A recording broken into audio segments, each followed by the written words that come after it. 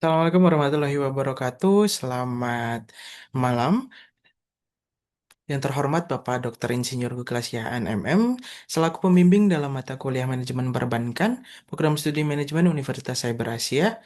Perkenalkan, saya Ferdinand Ramaditya Wahyono dari kelas 603 dalam NIM 2502010208842 akan mempresentasikan terkait materi manajemen dana bank dari sumber dana hingga alokasinya sebagian dari rangkuman sesi 9 dan sesi 6 pembelajaran pada semester ini. Kita akan berangkat dari kerangka siklus dana bank itu sendiri. Dua sesi ini adalah satu rangkaian utuh pada neraca bank yang menghimpun dana hingga mengalokasikannya. Pada sesi 6 kita ada sisi aktiva dan pada sesi 9 kita ada sisi pasiva. Yaitu sisi aktiva yaitu alokasi dana dengan sisi pasiva adalah sumber dana.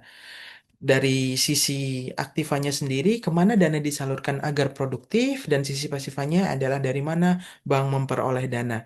Jadi kita dalam proses ini adalah menghimpun, mengalokasikannya, dan ini adalah inti dari manajemen dana bank itu sendiri. Dalam sumber dana terdapat tiga sumber dana bank, yaitu dana bank itu sendiri, yaitu seluruh hutang dan modal pada sisi pasif neraca dipakai sebagai modal operasional untuk menyalurkan dana. Dana pihak ke satu yaitu modal sendiri, dana pihak kedua adalah pinjaman, dan dana pihak ketiga adalah simpanan masyarakat. Tiga produk simpanan masyarakat, yaitu ada giro, deposito, dan tabungan. Giro sendiri merupakan penarikannya bisa melalui cek, by let giro, dan ataupun pemindah bukuan. Deposito itu penarikan hanya dalam jangka waktu tertentu sesuai dengan kesepakatan, semisal 1, 3, 6, sampai 12 bulan. Dalam hal tabungan itu sendiri, penarikan sesuai dengan ketentuan tiap bank via kantor cabang maupun ATM. Dua jenis deposito yaitu deposito berjangka dan sertifikat deposito. Terdapat poin penting setidaknya dalam operasional giro dan rahasia bank. Cek itu adalah merupakan perintah pembayaran, bailet giro merupakan surat perintah pemindah bukuan. Cek atau bailet giro kosong itu untuk perhatian yaitu surat peringatan satu dan 2, surat pemberitahuan penutupan rekening giro dan masuk daftar hitam atau blacklist Bank Indonesia. Terdapat rahasia bank, yaitu segala keterangan mengenai nasabah penyimpanan dan simpanannya, bank tidak boleh memberikan ke pihak lain kecuali hal-hal tertentu. Contohnya, kepentingan perpajakan dan peradilan, penyelesaian piutang bank melalui PUPN atau pengadilan, tukar-menukar informasi antar bank atau kuasa tertulis nasabah. Manajemen alokasi dana bank terdapat dua, yaitu profitabilitas dan safety itu sendiri.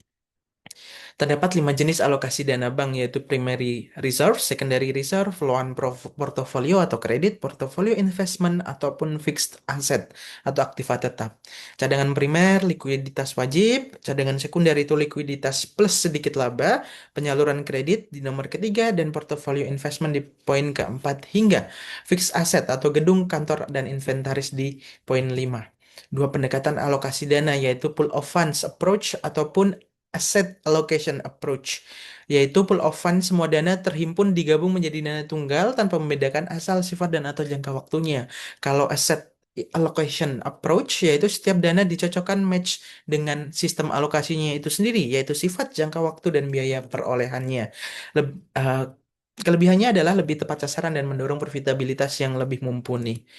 Terdapat perbandingan di dalamnya, pool of fund dan asset allocation. Setidaknya ada 5, terdapat 2 kelebihan dan 3 kekurangan, yaitu perhitungan biaya relatif sederhana dalam pool of funds, pengelolaannya tidak kompleks.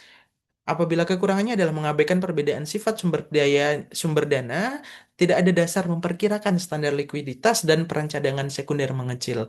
Asset allocation fokus bergeser dari likuiditas ke profitabilitas, cadangan likuiditas akan turun sehingga lebih banyak untuk kredit dan investasi berimbal tinggi. Namun kekurangannya adalah keputusan likuiditasnya berbasis perkiraan, hanya proyeksi. Bisa terjadi kelebihan likuiditas dan lain sebagainya.